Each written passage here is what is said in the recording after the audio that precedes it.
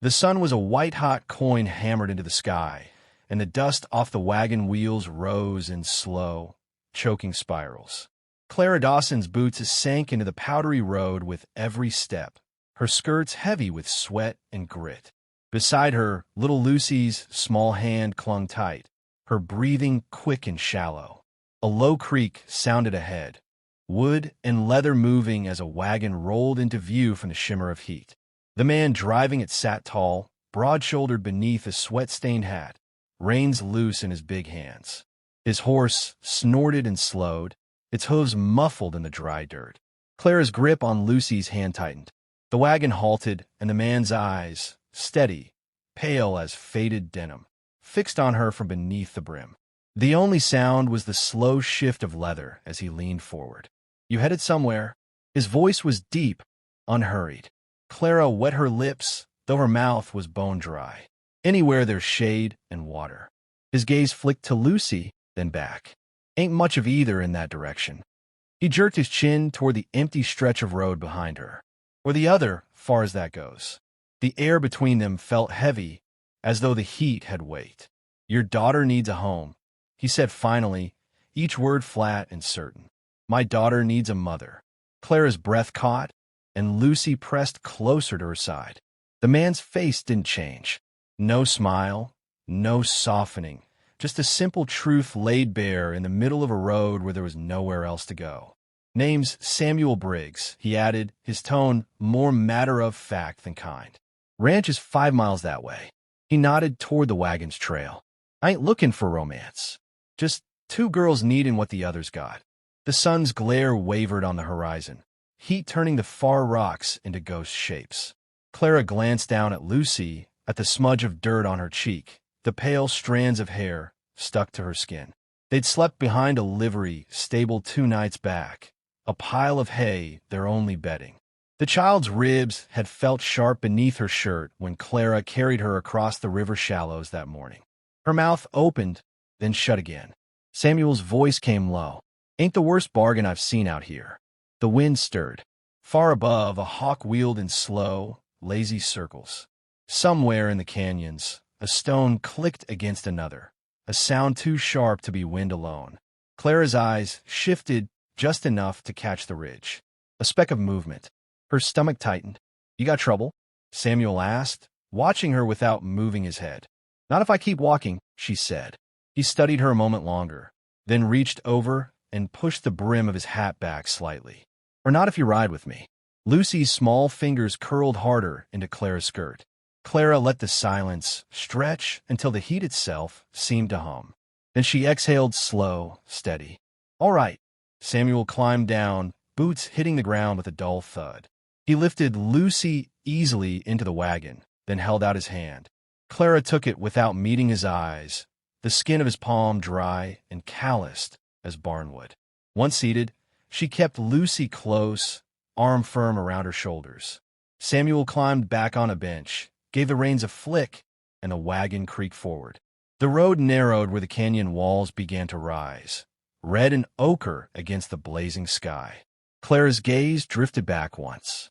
On the ridge, a lone rider sat still, a dark figure against the sunlit stone. Watching, she turned her face forward and said nothing. The wagon rolled on, the rhythmic clop of hooves and the dry groan of wheels filling the air. The scent of hot leather and dust settled around them. Lucy's head began to droop against Clara's arm, exhaustion taking her. Samuel didn't speak again for miles. What he finally did, it was only to say, "We'll make the well by sundown."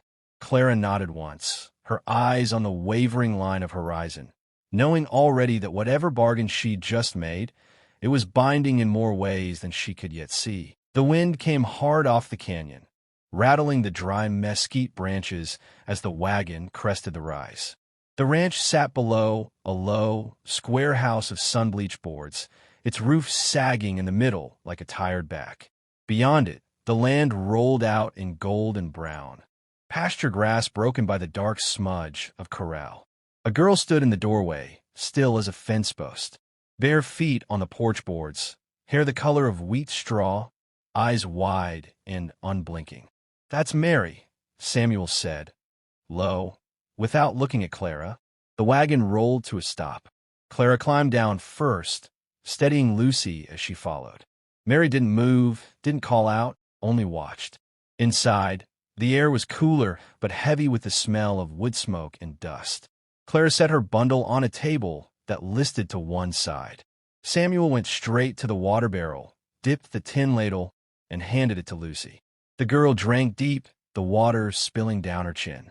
"Barn needs mending," Samuel said, glancing at Clara as if taking her measure. "Chickens are in the far pen. You cook." She nodded once. The screen door creaked behind them. Mary slipped inside, eyes darting to Lucy. Neither spoke. The silence between them was the kind that came from years of learning not to waste words. By late afternoon, the sun had bled low, and Clara was outside, her skirts gathered in one hand, scattering feed to the chickens. The canyon walls burned red in the dying light. Somewhere beyond them, a coyote barked twice. From the barn, Samuel's voice called, "Watch the fence on the east side." Wires slack. Clara followed the fence line, fingers testing the wire's give. Her eyes kept sliding to the ridge beyond the pasture. Nothing moved there now, but the memory of the rider sat heavy on her mind. Mary appeared without a sound, holding a small tin pail. She set it down by Clara's boots, filled with eggs. Clara met her gaze, shy, measuring, and gave a small nod. Mary's lips twitched, almost a smile, before she turned and walked back toward the house. Night settled quick in the canyon. Inside, Clara ladled stew into tin bowls. The three adults, Samuel, Mary, and Lucy, ate in the quiet scrape of spoons and the soft hiss of the oil lamp. Halfway through the meal, Samuel set his spoon down. "Heard in town the Crow and Eyes hit a ranch 3 nights back. Took 6 head. Shot the owner's boy." Clara's spoon slowed, but she didn't look up. "They run the canyon line," Samuel went on, eyes on his bowl. "Means they're close. Too close." Lucy shifted beside her, glancing at the dark window as if she could see them out there. The next morning, Clara rose before the others. The light was pale and sharp-edged, the ground crusted with frost. She stepped onto the porch, drawing the shawl tight around her shoulders. Boot prints. They trailed from the corral gate toward the far fence, deep enough to still hold shadow in the tread. Too big for Samuel's, too fresh to be more than a few hours old. She crouched, fingertips brushing the edge of one, still damp with the night's cold. Behind her, the door hinges groaned. Samuel stepped out, coffee tin in hand, eyes narrowing at the sight of her crouch there. "Not mine," he said, voice flat. "No," she answered. The wind shifted, carrying the dry scent of mesquite and something else, a faint tang of tobacco smoke. Somewhere not far. They both turned toward the ridge at the same time. "Empty." Samuel's jaw tightened. "We'll keep the girls close." Clara straightened, eyes still on the horizon. The feel of those boot prints pressed in her mind as firmly as they were in the dirt. The house behind them stood quiet, as if it, too, was holding its breath. The first shot cracked the night, wide open. Horses thundered through the dark, their hooves striking hard against frozen ground. The chickens screamed in the coop, the cattle bawled in the corral. Clara was out of bed before the second gunshot, bare feet on cold planks, grabbing Lucy from the floor pallet. "Barn!" Samuel's shout cut through the din. A lantern flared in his hand as he barreled toward the door, rifle already coming up. Through the window, shadows darted between the barn and the corral. Men on horseback, faces black with dust and scarf, pistols flashing in the firelight from the barn's burning roof. The stink of kerosene filled the air. Samuel's rifle roared once, twice, then a strangled grunt. He staggered back into the doorway, one hand clutching his side. Blood was already darkening his shirt. "Take the girls, run." His voice was hoarse, breaking on a last word. Clara pulled him inside, shoving him toward the table. "Sit down. They'll come in. They'll try," she said. Lucy was crying now, Mary holding her tight, eyes wide as lantern flame. Clara crossed to the rifle propped by the wall, checked the chamber by feel. Her hands moved quick, certain, the motions clean and practiced. Samuel's eyes narrowed. "You handled a gun before." She didn't answer. Outside, the crow knives hooped and hollered, a ring of moving shadows circling the yard. Boots hit the porch boards with heavy thuds. Clara stepped into the doorway, braced her shoulder against the frame, and fired once. A rider pitched backward off his horse into the dirt. She chambered the next round without a pause and fired again. Another shadow crumpled near the fence. The gang's whoops faltered. A voice rose from the dark, sharp and mocking. "Well, I'll be Clara Holt." The name cut through the smoke like a blade. Clara's jaw tightened. From the firelit edge of the yard, Pike Garrison rode into view, tall in the saddle, a long coat trailing over the haunches of his black horse. His smile was all teeth. "Thought you were gone, Holt," he called. "Thought maybe the war chewed you up and spat you out." She kept the rifle steady on him. "You'll wish it had." Pike laughed, slow and mean. "Still got grit. But there's more of us than there are bullets in that gun."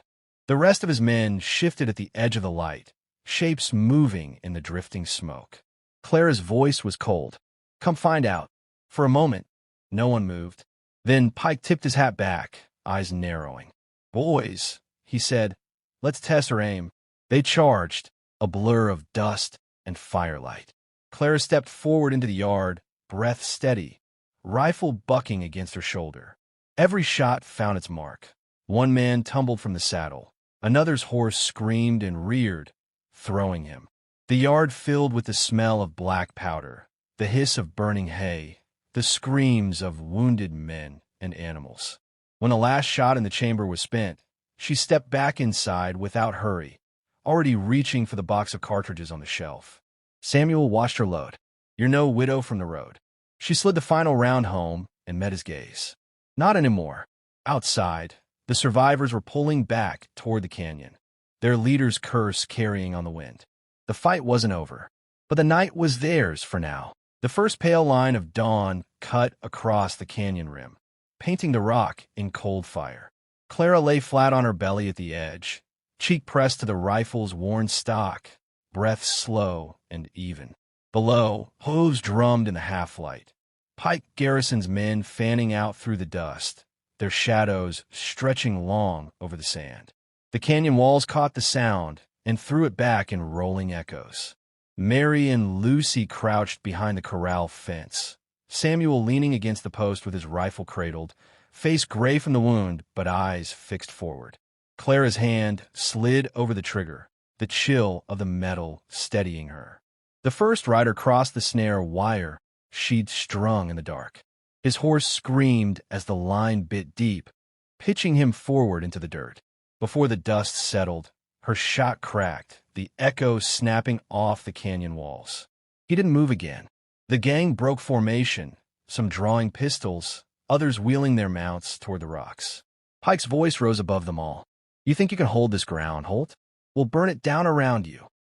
Another shot rang from the corral, Samuel's, tight and sure. A man slumped sideways in his saddle, boots dragging in the sand. Clara shifted her aim, breath locking into rhythm with her heartbeat. Each squeeze of the trigger was clean and final. The canyon filled with the sharp stink of powder, the hot crack of lead. Pike spurred his horse forward, cutting through the chaos, his coat snapping behind him. His revolver flashed twice, splinters leaping from the post beside Samuel's head. Clara swung the rifle and fired. The shot took the brim off Pike's hat, spinning it into the dust. His grin didn't falter. They closed the distance in seconds. Pike swung down from the saddle, boots hitting hard, revolver still in hand. "You were faster once," he said, circling, eyes fixed on hers. Clara's rifle was empty. She set it aside, drawing the pistol from her belt in one smooth motion. "Still fast enough?" she said. The world went still for the space of a breath. Then they moved. Her first shot grazed his shoulder, his answer close enough that the heat brushed her cheek. They circled in the dust, every step measured, the canyon holding its breath. Pike lunged, hand closing on her wrist, but she twisted, brought the barrel up under his chin, and pulled the trigger. The sound was a flat, final crack. Pike's body hit the sand with a dull thud, the dust already settling over him. Silence rolled back in, broken only by the shuffle of hooves as the last of the crow knives turned tail and fled toward the far rim. Clara lowered the pistol, breath sharp in her throat. From the corral, Lucy ran to her, Mary close behind. Samuel pushed off the fence, his face pale, but his smile thin and certain. Clara holstered the pistol and looked out over the canyon. The light was spilling in now, warm on the rocks, chasing away the cold. The old storyteller's voice lingered in the air, though no one spoke it aloud. And so it was that Clara Holt stood her ground at Red Hollow, and the wind there still carries the tale to anyone who'll listen.